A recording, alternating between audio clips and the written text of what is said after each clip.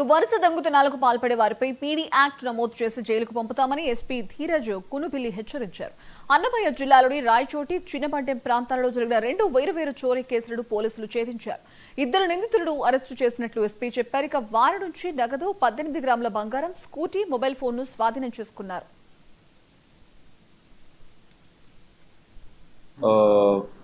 Property offences లో involve అయిన 2 ముఖ్యమైన అక్యూజ్ ని ప్రొడ్యూస్ చేయడం జరుగుతుంది.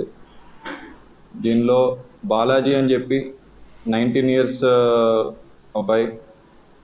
అతను ఇంతకుముందు ఆల్రెడీ ఒక హౌస్ బ్రేకింగ్ లో కూడా జువెనైల్ గా ఉన్నప్పుడు ఇన్వాల్వ్ అయి ఉన్నాడు 2021 సమయంలో.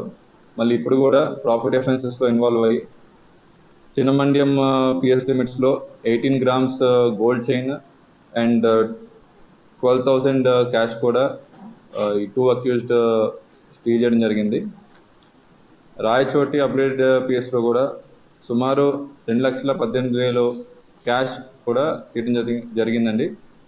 అండ్ అలానే వీళ్ళ కన్ఫెషన్ మేరకు మనం చిన్న చౌక్ పిఎస్ కడప డిస్ట్రిక్ట్ లో కూడా ఒక స్కూటీ అది దొంగతనం చేయడం తెలిసింది.